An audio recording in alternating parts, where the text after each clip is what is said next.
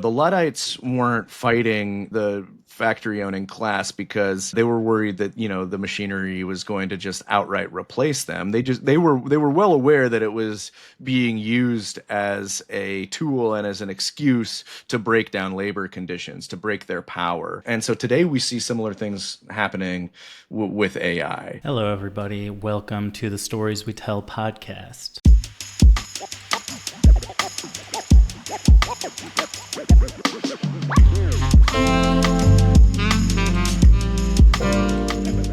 My guest today is tech journalist and Neo-Luddite channel favorite, Brian Merchant. Brian runs an excellent tech criticism extended universe called Blood in the Machine, including a newsletter and a podcast which I produce.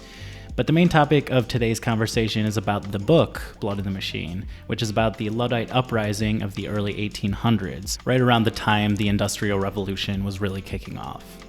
In our conversation, Brian and I, mostly Brian, dispel some of the misconceptions about the Luddites, mainly that they hated technology. That's not quite true, and in fact, they quite liked technology when it could benefit them. What they hated was exploitation and the factory owners who leveraged the power of new machinery to degrade wages, de-skill their labor, and devalue their work. Sound familiar? So yeah, it's no coincidence that Brian is also one of the leading critics of generative AI and the executives and bosses shoving it into workflows for which it makes no sense, and otherwise doing the exact same degradation of work that factory owners did during the Industrial Revolution.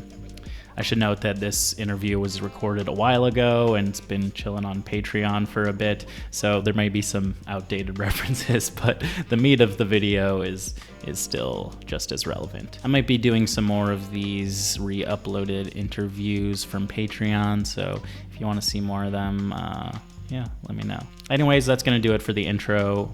I hope you enjoy this conversation.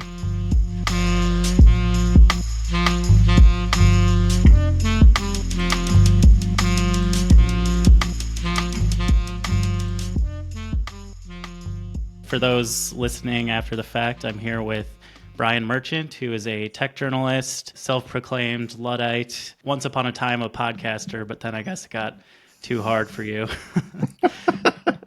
It's a struggle. You know how it is. You know how the podcasting life goes.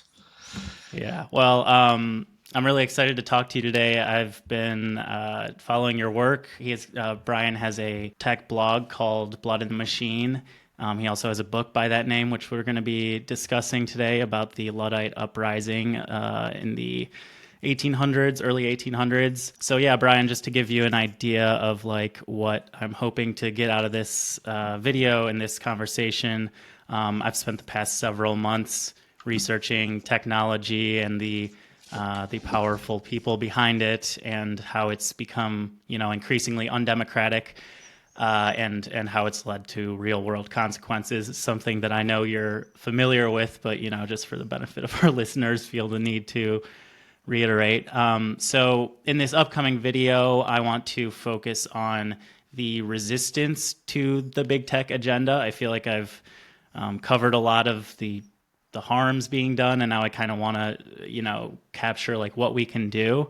There are a few examples that I want to touch on, primarily the No Tech for Apartheid movement and the other similar ones at No Azure for Apartheid and all the Palantir stuff.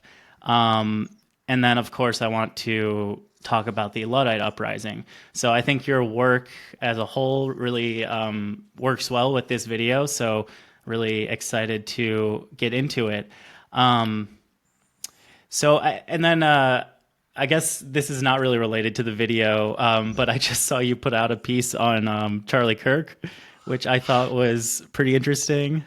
Obligatory, Charlie Kirk take. You have to you have to do it. You have to weigh in if you have a blog, a newsletter, media. We could talk about that too. Thanks, and thank you, I should say, for having me on here. These are all objects of interest of mine, so it sounds like we'll have a lot to talk about. Yeah, for sure. The social media frenzy of the past several days. We're recording this on Friday. It happened on Wednesday, and it's just been.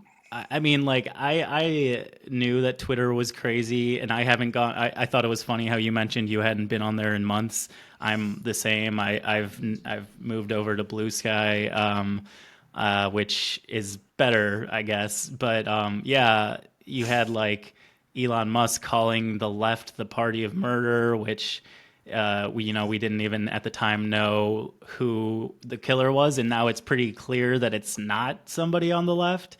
But you still had people declaring, the army of minions declaring war on on the left as a political party, which it's not.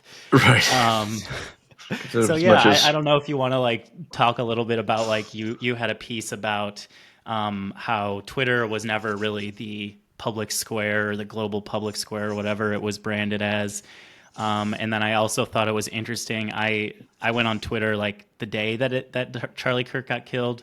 I did not check back in after that. I'm like, I think you've the seen enough, anti-Semitic, yeah. yeah, conspiracy theories are enough for me. But I thought it was interesting how like people were crowdsourcing. Well, not really. They were just using AI to like enhance. I'm using scare quotes if you're listening. Yeah.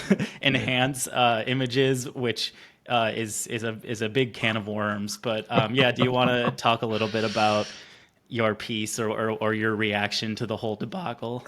Yeah, I mean, for it's been a while. It's been years now since Twitter has been or could make any claim to being kind of like the universal platform where people sort of gather to process these things, right? Since, arguably since Elon Musk bought it and then really sort of forcibly sort of ejected a lot of people and welcomed back others who had been banned and then started turning it into this sort of like relentless, like it's like half mall, half 4chan, and it just has this vibe where it's just sort of relentlessly bleak and animated, by all these signals, not just not just like the reply guys who can now pay to play, but just Musk is shoving everybody's face in his feed. We have multiple reports that he has programmed this thing so that even if you don't follow him, if you do anything but block him, you're going to see Musk tweets, and then that has Mm-hmm. had this sort of impact where it's kind of been this rallying cry where like it's a very clear signal about like what the platform is for and people use it for a specific way. And even though it never really was a public square, it was always a privately owned platform with a sort of black box algorithm that was opaque and invisible to most users. It did give a more effective sense that everybody who was on there was participating in history or in these events as they happened. And now sort of the argument of my piece is that like I think we should have laid it to rest a long time ago. Now we can definitively lay it to rest because Twitter just erupted all of the noisiest accounts. Elon Musk, libs of TikTok, Matt Mm-hmm. Walsh, all these guys are just, we had no idea about who the killer was, but they're calling for war on the left. The left has to be, extinguished, and they want us dead. So it's just all these really sort of like brown shirt coated, sort Mm-hmm. of calls to like they want. And I mean, you could tell that they just, they wanted this, they wanted it to be true. They still want it to be true. They're still trying to make it true that it's a leftist, like a leftist sleeper cell that activated, and so they can justify doing all these things that they want to do anyways. That people have been pointing out, which I think is really funny, that it's just like this is only like one order of magnitude higher than like as angry as they got over like Cracker Barrel changing the logo. So it's just like the ceiling for rage. They had to find new ways to sort of raise it up, and they did, and they're just like basically calling for violence. But and it's all one. It's pretty much one. Like there's nothing. there's no debate. There's been some Right. like attempts to sort of resuscitate the image of Twitter as a place where you can spend time debating. This new liberal mag on Substack, The Argument, had this piece that everybody was sort of poking fun at because it was like, if you abandon Twitter, then you're abandoning, the platform that you can change minds on. And like, you just no, look at this. Look at this. It's frothing at the mouth. We know which kind of accounts get elevated there. We know Musk is the ringleader, and so yeah. So that it was, but it was like the first event in a while, like that all of the ingredients were there to have like a truly sort of, yeah, social media fodder. I truly ideal social media fodder Yeah. to, like, you had a graphic video, you have like it's built in with like political, it's loaded with political intent, and there's villains and counter villain, and you can just argue about it for days. So it's just like it's just social media catnip, and of the worst kind. But even after this, I was just like, you know what? I think this is not the way. This is not worth anyone's time. And for someone who's spent the last 10 years, for better or for worse, mostly for worse, on these sites, like I think it's just like I think the illusion has fallen away. The AI enhancement thing, is, if you're old enough like me, then you remember the early days of sort of Reddit and social media, where there would be an event like this, and people would find it very novel and very clever to like take pictures and say, oh, what's this? So the stuff that people just do without in a heartbeat now. These like crowdsourced sleuthing, and we had the Boston Marathon bombing, where the Reddit went nuts and effectively like singled out some suspects and then promoted them, and they turned out to be wrong, and they ruined these people's lives. And now it seems like the practice is to take like a photo and then like run it through AI and think you're helping, right? Like you put the picture into Chat GPT and say enhance, as if you're on like CSI or something, and it's gonna like you did it, you fixed, you unlocked it, you uncovered the clue that found the guy. And obviously these AI systems have no capacity to do that at all. They're Right. just guessing what the next pixels should be, so they have no truth. But people are doing that and feeding it in. So there's all these things going on social media that make it, as ever, one of the worst places to be. Yeah, I thought the one especially with the guy, the picture with the sunglasses, and then the guy was like, I asked Grok to take off the sunglasses. That's the best one. Yeah, just like like what are they thinking, that Yeah. like that there's like the AI can go back in time and look underneath the sunglasses, gather data. Like what are these people thinking is happening? It's just, I think it also, and this, it's a tangent, but it does speak to sort of all the magical thinking around AI. Nobody really understands what it's doing, that it's recreating an image from scratch based on like the inputs that it's receiving. Yeah. It's not, you it's not deleting like this, the layer on top to secretly reveal the truth that is also embedded in the image somehow. Yeah. Right. Yeah. Another thing that like came to mind as I was reading your piece was, and how it might relate into the Blood in the Machine, the book, the way that Twitter is structured now, much like what your argument is in the book, is that it's the product of decisions. It's not like Elon Musk would like you to believe that it's a place for democratic discourse, and I think it's also kind of ironic Yeah.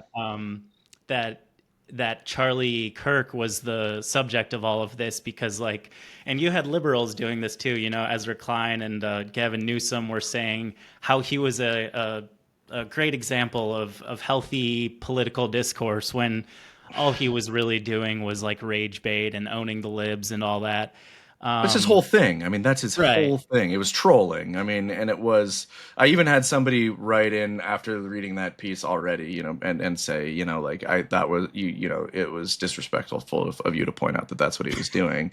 And I'm like, Yeah, I'm so like this. It's such a misunderstanding of what's actually happening here. I mean, Kirk understood it. He understood what he was doing, that he Mhm. was creating spectacle and Yeah. then being an opportunity, a catalyst for gaining attention and building power off of that attention by building spectacle in this adversarial way.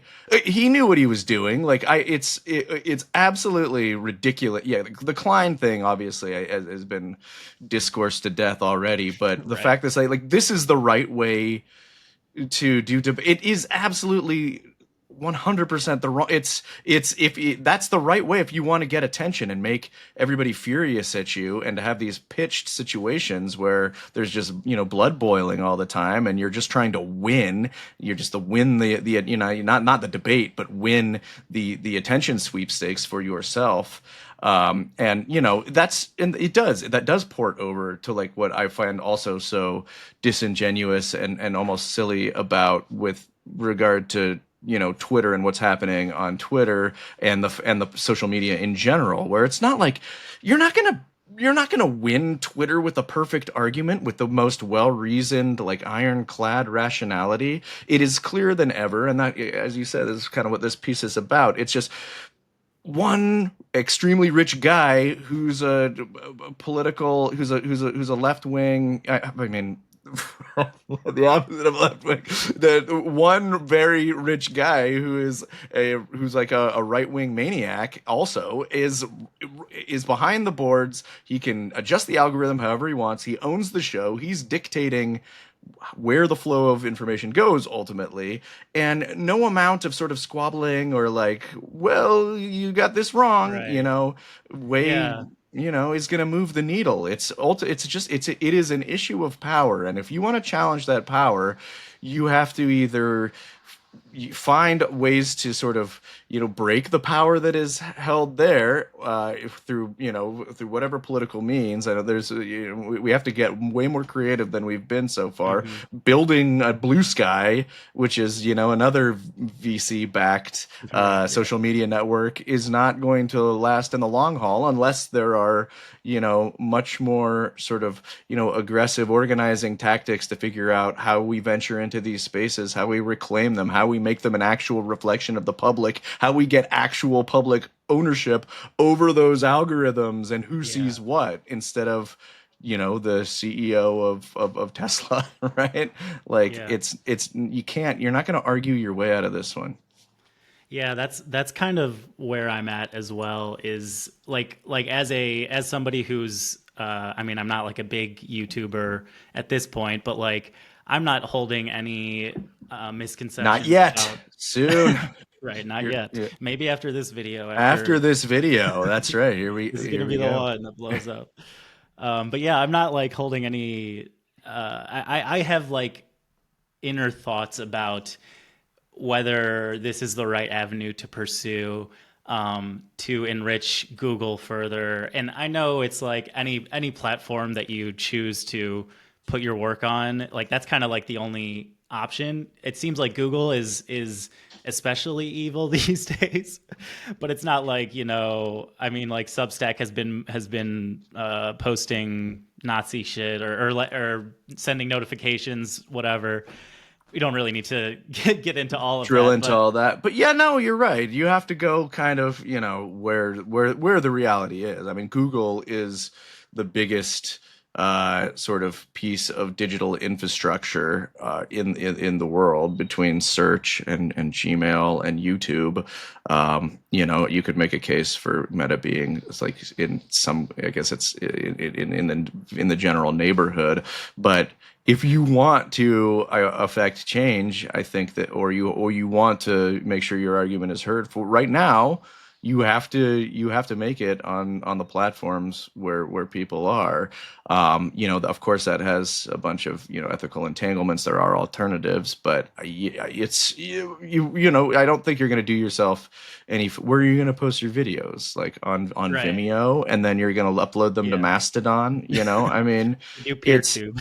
yeah, I mean, it is a challenge, and I do think we do need to think a lot harder and more sort of granularly about what the steps that we would like to see um, take place. Like what are we moving towards? And it can be hard, and sort of tech critical folks like myself often get knocked for just being too critical and without solutions. But like what is the ultimate goal? Like is there a publicly owned infrastructure for social media? Is there like a public option for search? Are these things that we want to work towards? And I think in the long run, some variation of those could be interesting. And I do appreciate Mastodon and Blue Sky, at least in the sort of the thinking around their technical architecture, where they're saying, okay, well, this is going to be more distributed, and it's going to be hosted. The servers are going to be broken up and individually sort of organized so that not no one person owns everything. But it does need to sort of transcend the technical level thinking of, okay, this is going to be a decentralized social media network, and by virtue of that alone, sort of like the politics will follow. I don't think that's true. I think we have to have a politics of conceiving of what is social media. It maybe sounds stupid to say, like a politics of social media, or a politics of a digital infrastructure, but I think we really need to be thinking about that, and we need to be thinking about what we would like to see. It's a million light years away right now, Mm-hmm. when we have the Trump administration, running the show and calling for deregulation, and the Silicon Valley elite sort of making their routine pilgrimages to the White House to kiss the ring and all that. But I do think that we need to be thinking about these things. Yeah, yeah, that's one thing I touched on in my last video is like I feel like we have sort of a crisis of imagination in that a lot of the tools that we're encouraged to use to express ourselves are inherently unimaginative. AI being the perfect example, but also social media and YouTube, like you are implicitly encouraged to play into the algorithm and to follow the trends and not really like push the envelope too much, which I try to resist as much as I can, but it's not always something that you're even aware of. Um, but anyways, I do want to talk about the Luddites because Yes, because that's what that's this was originally about. Yeah, yeah, yeah. yeah. Got a little sidetracked talking Charlie about Kirk. Charlie Kirk. How could we not? Yes. So the first question I have for you, a very very bit of a softball, I guess. What is a Luddite? What is a Luddite? Now, or historically, or both in general? I would say, well, I think like the interesting part of modern discourse about Luddism is the misconceptions. So I was hoping you could touch on like who they were historically and how that relates to people that call themselves Luddites today. Yeah. Well, the original Luddites were cloth workers. They were skilled workers, mostly cloth workers, not all. At a time in England when this was the largest non-agricultural workforce in the country. There were hundreds of thousands of weavers and framework knitters working with cloth, and facilitating cloth production, which, as many of us know, is sort of like the engine, that proves the engine of the Industrial Revolution.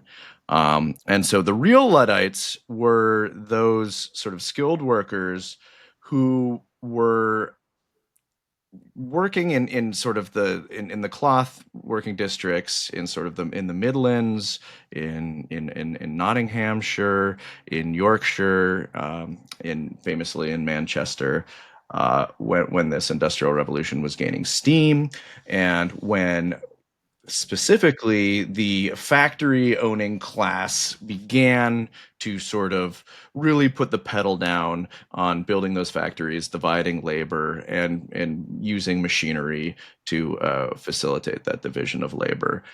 In the process, they started hiring more precarious workers, non-skilled workers, famously children, to work in these factories, essentially de-skilling those industrial workers who around the turn of the century starting in about 1801 started petitioning, organizing, even though official organizing was banned. It was illegal thanks to the combination acts. They were sort of, just trying to get a lot of signatures on petitions, trying to push parliament um, to protect all these workers as the factory owners were giving rise to the modern factory and moving work into factories away from the old domestic system where people would have like a loom in their home and working with just their family or maybe one journeyman, and it was or in a small shop with five or six buddies. um, and so they spent about 10 years trying to call for reforms that would protect the wage deterioration that was happening, because factory owners were doing this for one reason and one reason only, and that's to concentrate more of the profits in their hands by essentially taking them away from the skilled weavers and craft workers of the time. And over a course of 10 years, they get laughed out of parliament over and over again. And eventually, all these old regulations that had been on the books, which it's important to note that the industrialists were trampling over, there were laws about the kind of cloth count that you had, or how long somebody had to be an apprentice before they could officially join the trade. Things that helped regulate and normalize the trade and stabilize it, so that everybody could make a living. Industrialists used the new machines and sometimes old machines as an excuse to say, like, oh well, they don't apply anymore. We're doing it a new way, and so be it if workers' wages get crushed in the process. And so finally, with their backs against the wall, there's a big the crop failure. The crown has been levying taxes on people to fight the Napoleonic Wars, and then they put this big trade embargo on partners of France, because England's at war with France, and one of the big ones is the United States. So you can't export goods anymore, and it sends prices plummeting, and then you just have this perfect storm. And then the industrialists try to automate even more. They try to use more automating machinery, build more factories to try to take advantage of the weakness in trade. And then you see this group of workers start to organize after doing things the right way for 10 years, peacefully agitating for minimum wages, regulations to be upheld and observed. That they finally have no other recourse as they see it. The machines and the factory owners who run them are stealing their bread, as they put it, with the obnoxious machines. So they organize themselves into sort of paramilitary groups, and it's a distributed structure, kind of like Occupy Wall Street is now, where you have different cells of Luddites, and they rise up and they have a tactic where they send a threatening letter to a local factory owner, say, we know you've got 800 of the obnoxious machines. It's put 3,000 of our brothers out of work. Take down the machines and adhere to the rules of the trade. Restore fair wages, or you'll get a visit from Ned Ludd's army. If they took them down, it would be fine. If they didn't, then they would brandish a hammer that they call Enoch. They would either hold the overseer up at gunpoint and slip in through the door, or go in through the window, however else, and they would smash the machines that the machine owners were using to tear up the social contract. And they became just as famous as Robin Hood in their day, and just as heroic. People wrote songs about them. People cheered them in the streets. They were a feared and sort of mighty rebellion for a time, until the state did all it could to crush them. All right. There you Yeah. go. Yeah, some detail there, but that's the gist of it. Yeah, no, summed up quite well, as one would expect from somebody who wrote a book about them.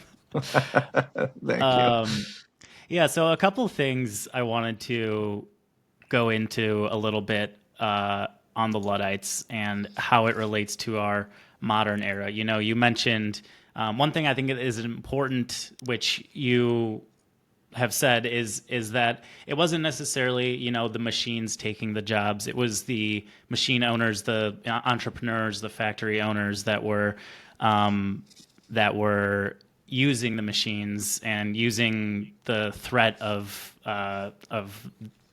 workers' jobs being removed. So that's something that we definitely are seeing today with AI.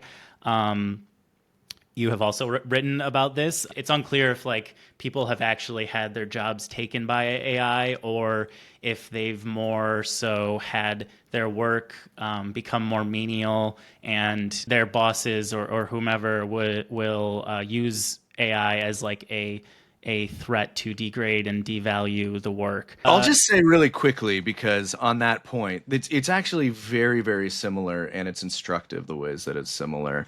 And that is that even back then, you know, the Luddites weren't fighting the factory owning class because they were worried that, you know, the machinery was going to just outright replace them. They were well aware that it was being used as a tool and as an excuse to break down labor conditions, to break their power. A lot of these sort of Luddites, and especially the ones that led the action, were sort of more in more powerful parts of the trade. Like the cloth finishers was a very skilled, very difficult part of the process, and they became some of the most sort of active Luddites because they were in a position to do so.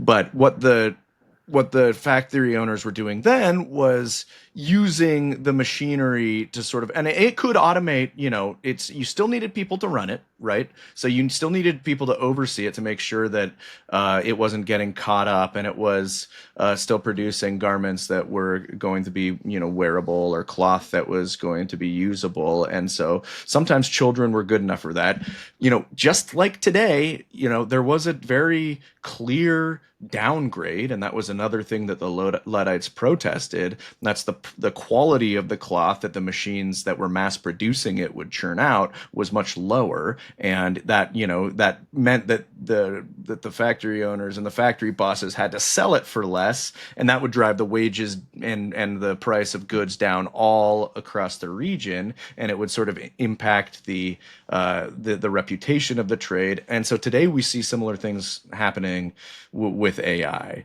right? And so I am running a project called AI Killed My Job. It's a little tongue in cheek because AI is never going to kill anybody's job. It's always, you know, a manager or a client that decides to use AI in one context or another to you know, to replace some piecework or as leverage against a worker.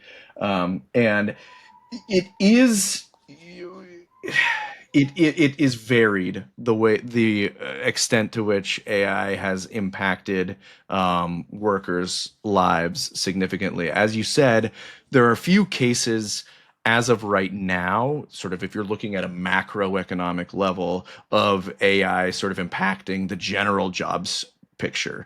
It's not like it had, you know, all the AI CEOs are saying, oh, it's going to, you know, remove 30% of jobs or 50% or whatever it is. But in some very specific industries, once again, more precarious ones, industries where people are working at home, freelancers, artistic professions, creative professionals, artists, illustrators, copywriters, designers, where, you know, kind of famously, AI doesn't get everything right. It's unreliable. So you can't use AI for a lot of jobs that need to be accurate or reliable or depend on that. So what can you do? Well, you can automate, you know, creative labor. And so there is there is, or you can try, or you can justify it.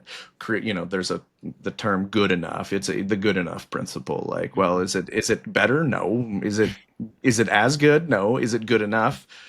Well, for my boss that wants to, you know, use it in this context, maybe, right?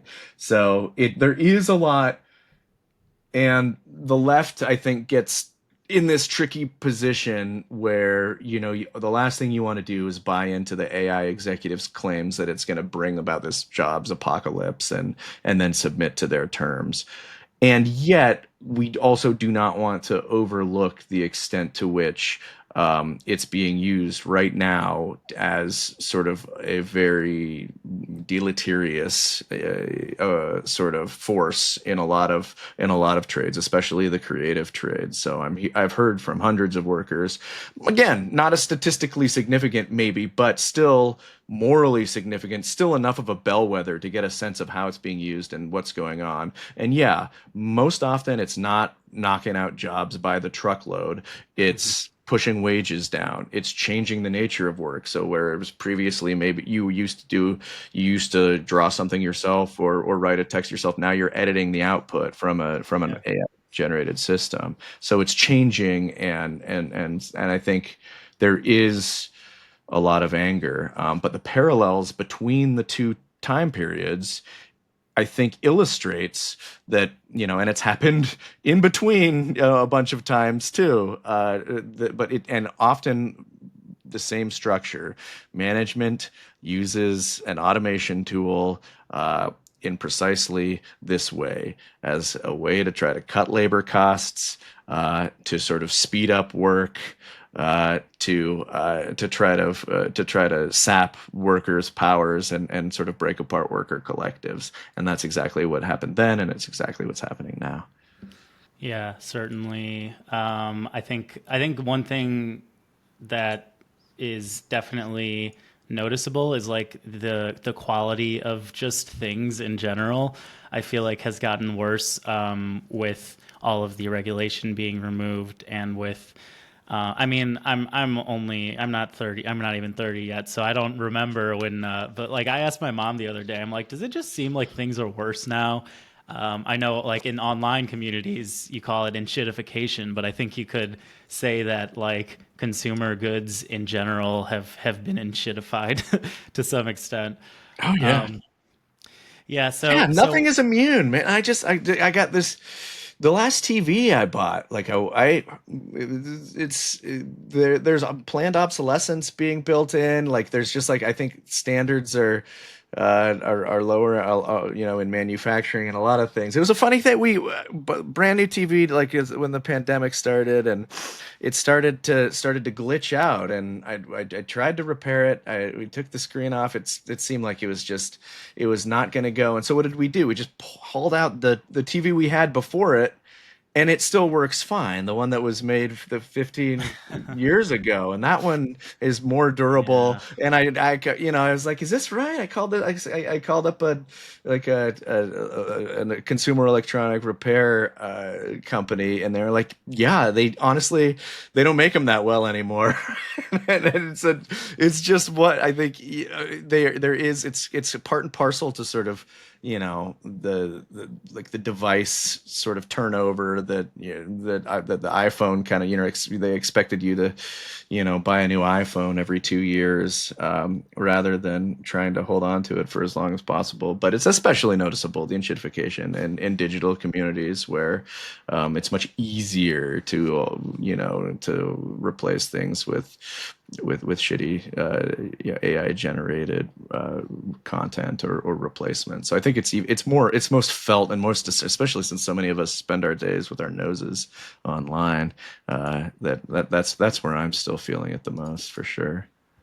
yeah, and I think it kind of ties back into the like hyper consumerist culture and just this logic of accumulation for accumulation's sake, which of course is uh is by design. And so well, one other thing that I wanted to ask about, it seems to me that the Luddite resistance back in the day was a lot more fierce, was a lot more intense, and also the repression was pretty intense. We certainly see like a lot of repression today, but I wouldn't say it's like as obvious, I guess you could say. Like the for instance, the machine breaking became a capital crime, and people were literally hanged for that. And then I mean, like you do see like that in the zeitgeist, that like that just like rage, I guess you could say, towards people, and that kind of ties back into the Charlie Kirk thing. Not to get into that again, but I think like a lot of uh, the sort of, I don't know what you might call it, like the de-radicalization of, for instance, labor unions. That is like a very neoliberal concept, and I think like, we look back at the Luddites, and our material conditions are certainly better in most respects on average. It sparked a lot of thoughts for me about like how can we sort of reinvigorate the movement of resistance, because I think like the sort of liberal response to the moment has been very lukewarm and very wanting to compromise and find middle ground with people that are trying to, you know, destroy and divide the country. And I think there's like no middle ground really to be had. So that's like I feel like we're not at the moment where our backs are fully against the wall, but we're definitely being like pushed in that direction.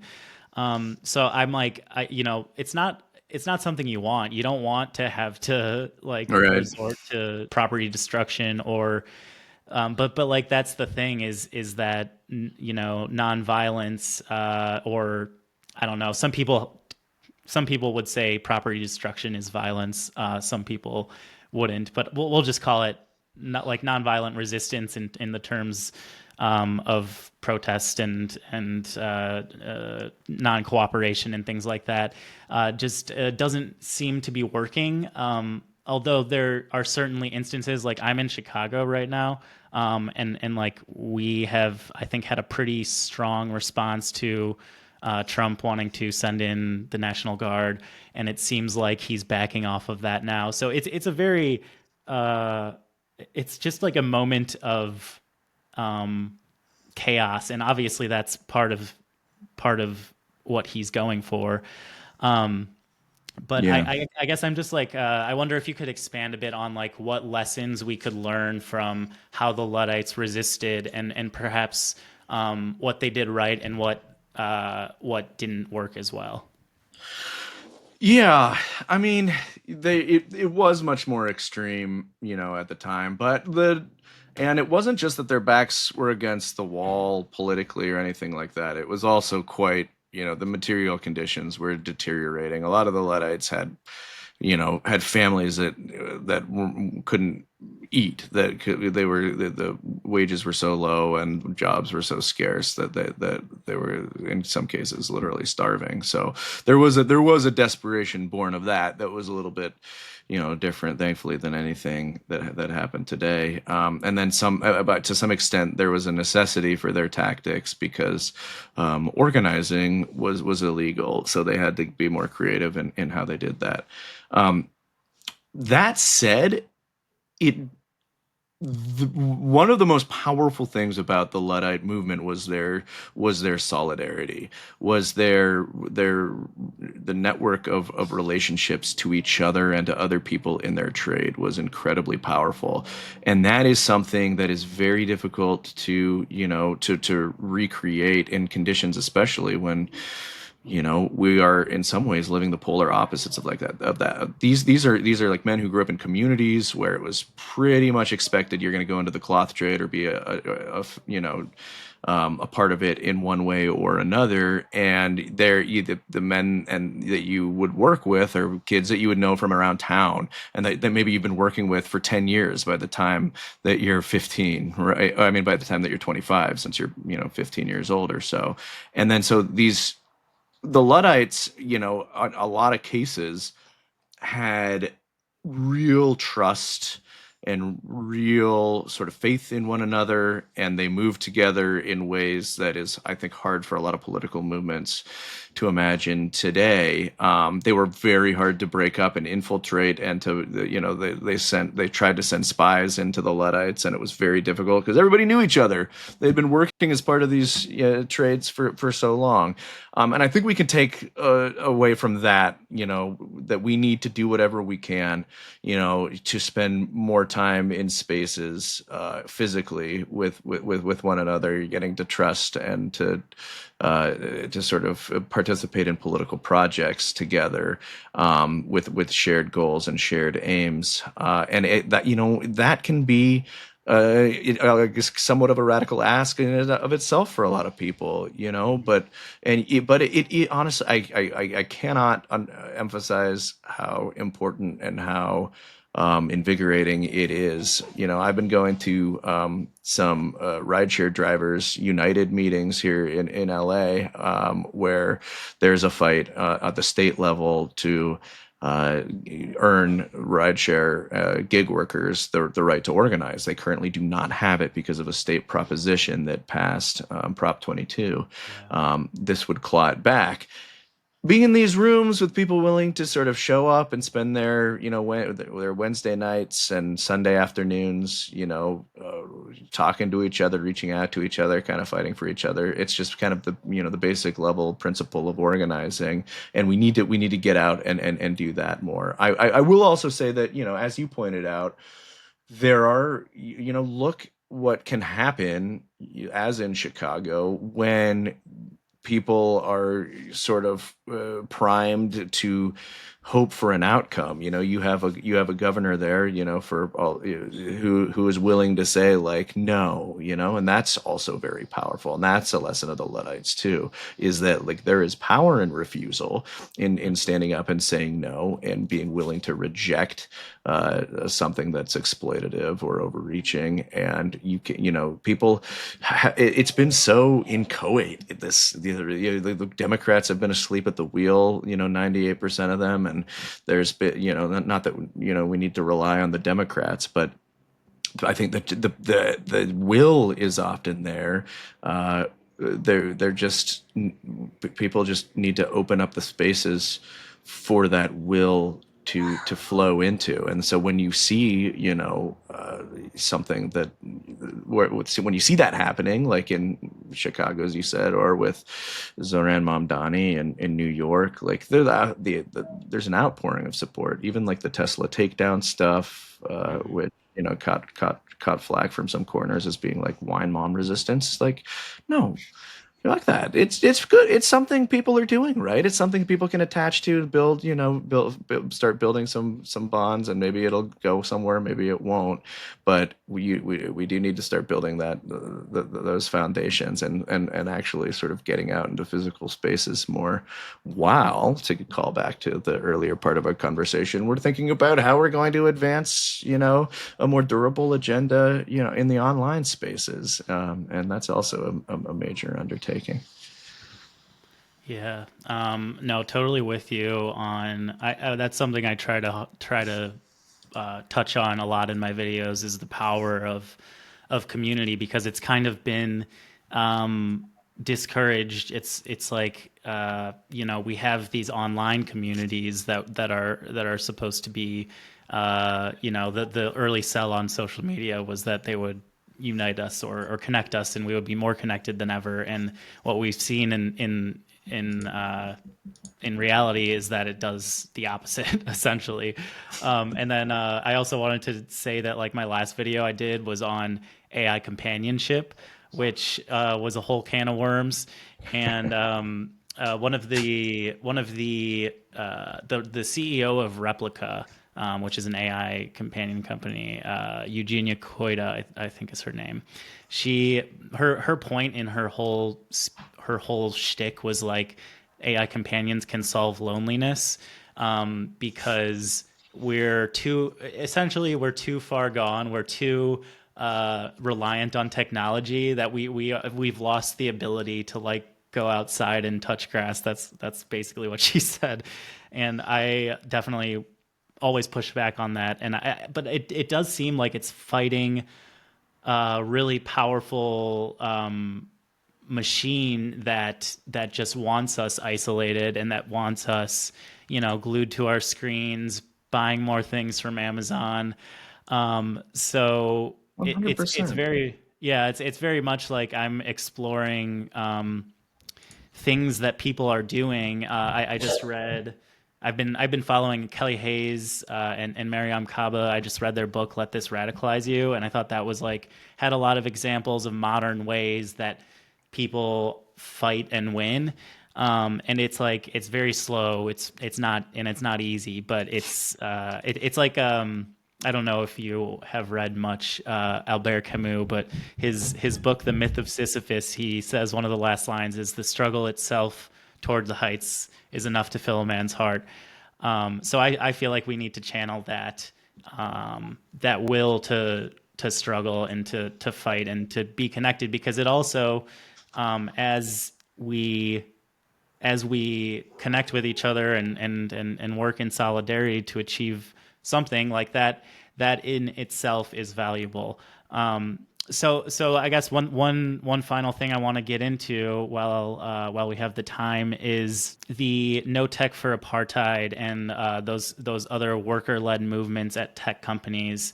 I think a common thread throughout Blood in the Machine, both the book and your blog, a common thread throughout the Luddites and what happens to them is like the overwhelming repression that they faced.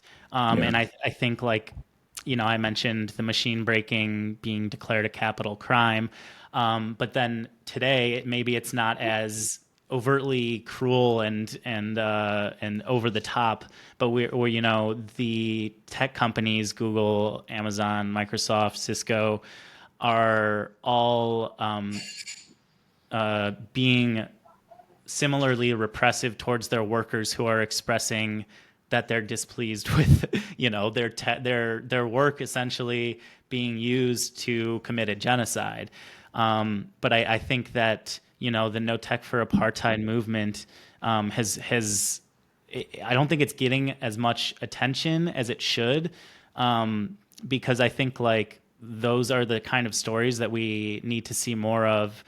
So I guess I'm just curious how familiar you are with those movements, and if you have any thoughts on like some of the tactics that they've used, perhaps that have worked, or what we can do to support them better, or use their fight as like inspiration.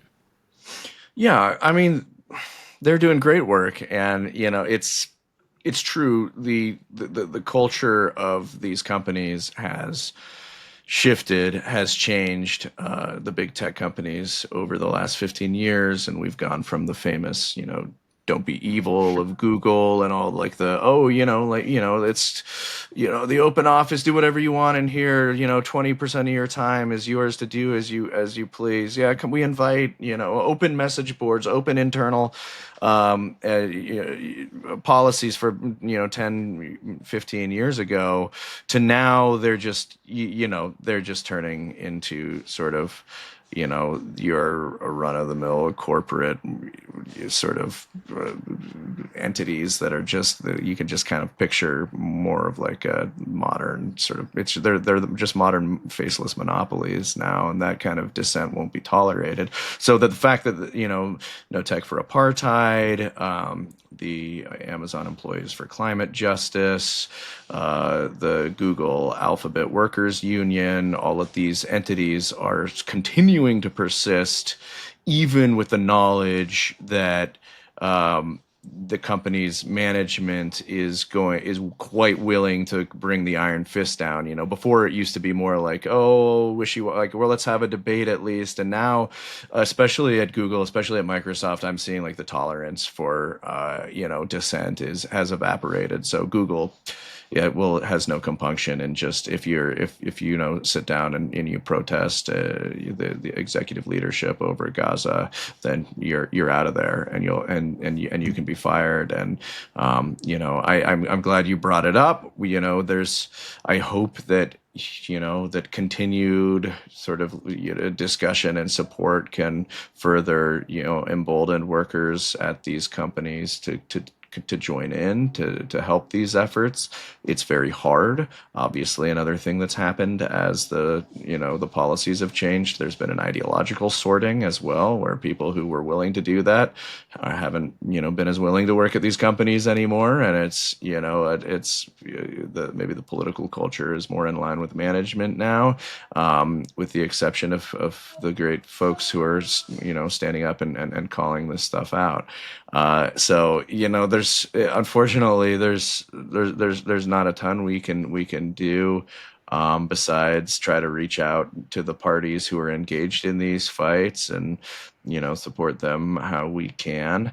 Um, I it is hard, and it's like we just saw the antitrust route sort of take a major hit too. Like one of the great hopes was that that the judge that Mhm. found Google a monopolist legally, the judge ruled, the federal judge ruled that Google was a monopoly last year, and then after a year of sort of I guess going over the ins and outs of the case, that he came back and decided, well, you don't actually have to do anything about it.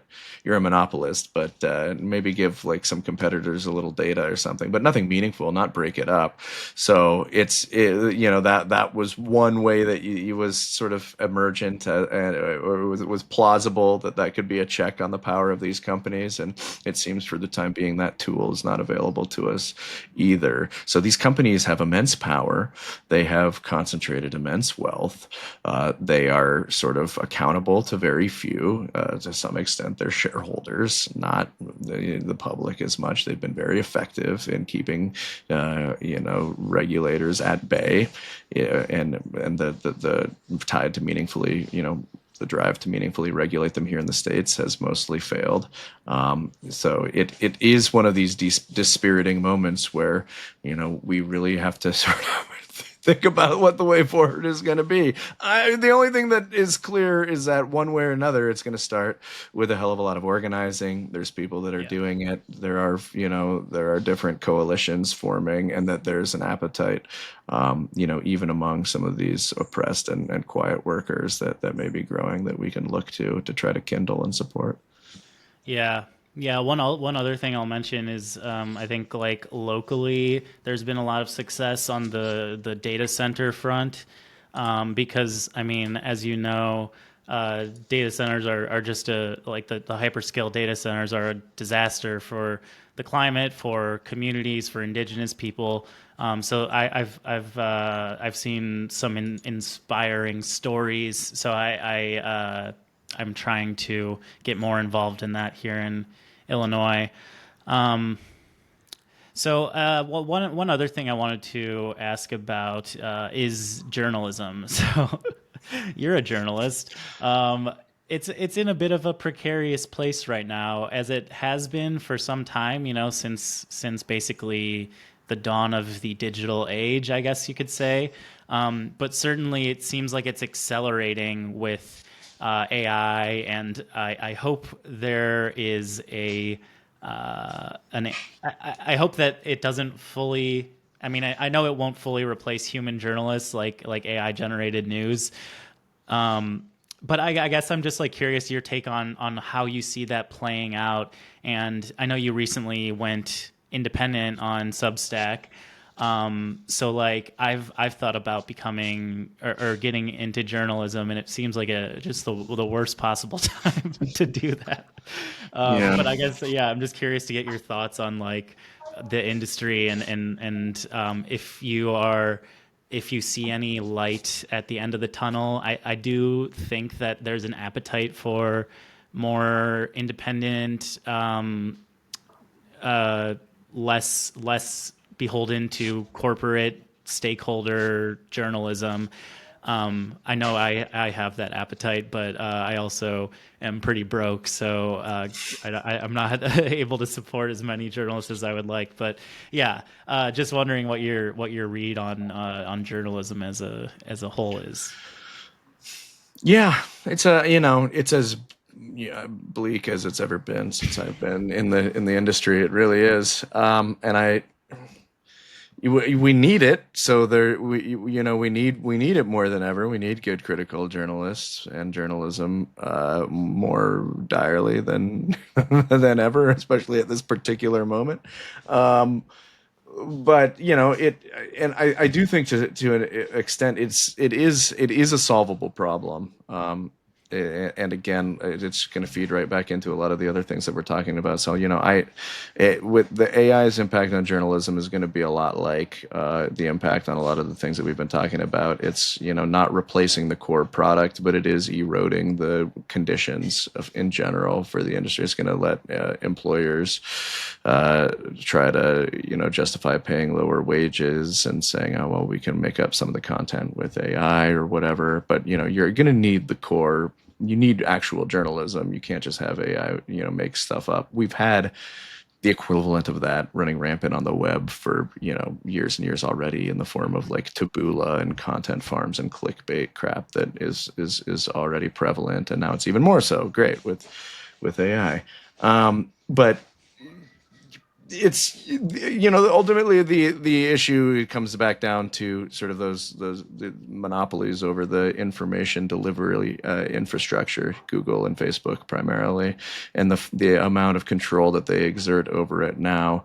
So most independent and legacy media outlets are utterly dependent on search for discovery, for people to find their work, and on social media, like especially Facebook, as sort of like a vessel to for their work to be shared or to appear on news feeds. So like I forget what the percentage is, but a large percentage of Americans get their news just through social media now, TikTok, Facebook, the feeds, and Google and Facebook have essentially sort of they sell ads against that. They know that this is the place where people go to sort of to spend their time to get their news, and whether it's Google News or the Facebook news feed. By selling ads against that, they're effectively, cutting out the source of revenue that the outlets themselves used to have by selling the ads on their own platforms. Because a lot of people will see that headline and scroll right by, even though Facebook did nothing to, support the reporting that went into that headline and lead, or however many paragraphs get posted on the platform. So one potential solution, and that was floated in California here, was to try to get a digital tax, basically, on the social media and tech companies for posting stories and then capturing the ad revenue. Canada and Australia are doing that. It seems like, especially in Australia, there's been some success. So there are ways of clawing this back. I think ultimately Facebook and Google especially need to be much more publicly regulated, so that we can have more of a say in that, and we can ensure that the resources that should be flowing to journalism are indeed flowing to journalism. This is not some faceless like trend. It's not just that like the digital revolution has it's not that the digital revolution has necessarily, don't know why I hung up on that word so many times, has just devalued print journalism or journalism period. That's a facile way of looking at it. There are predatory companies that have captured the digital real estate and control over it, and they're extracting rents from journalism and journalistic entities, and that's what's happening, and that can absolutely be reversed. It's just going to be a big political fight, and it's just one again that's going to be hard to successfully wage at this particular moment in this particular political climate. But that should also be on folks' radar. It's just the advent of the internet did not in any way sort of necessitate the decline of journalism. It did not have to be that way. Right. Yeah. Yeah. I think it just kind of goes back to that the Silicon Valley philosophy of move fast and break things, when regulation is just very slow. It doesn't, it can't keep up with all of the things that are happening. But yeah, and then one other thought I had was like I'm reading this book called Full Spectrum Resistance for a book club that I'm in, and I feel like that title kind of captures like the what is needed in the moment because one thing I liked that you mentioned towards the end of the book is the sabotage and the destroying of the machines. It didn't necessarily stop like the onslaught of automation, but it did delay it, and that gave like time for the reforms to happen. So yeah, I mean, maybe it's time to do something with all those data centers, but I won't I won't get into any details for obvious reasons. Yeah, I mean, I do think that what you were bringing up at the beginning of the chat is absolutely correct. There has to be more fire, and the thing that I would add with what the ways that we can find the Luddites inspiring is their flair for spectacle, for getting the public on board. Like I said, they were folk heroes. Lord Byron loved them, wrote poems about them. There were drinking songs about them. They would go out, famously in on their crusades in drag and wearing costumes, and it was like very sort of carnivalic at times, and it was both sort of powerful and sort of and communicated viscerally that like that there was a change that needed to happen, and that at the end of that was and part and parcel of that formation was this idea that if you continued to push down the working class, if you continued to exploit working people, if you continued to drive them to starvation while you concentrated profits, then you're going to see your factory get the hammer. So Mhm. you're gonna that threat of sabotage was very real, and it did imbue the movement with some potency. So I do think that there are ideas and things that we can pull from that and sort of trying to invigorate the the protest and the organizing that we need to see happen at this moment, hammers or not. All right, lovely. Well, that seems a good a place as any to leave it. Um, yeah, thank you so much for taking the time to do this. I know you're a busy guy, so appreciate you hopping on, and I really enjoyed the talk. And I'll certainly be in touch as to when the video goes up. It'll probably be a while, but yeah. Yeah, no worries. And thanks for having me, Ryan, and best of luck with the channel. This was great fun.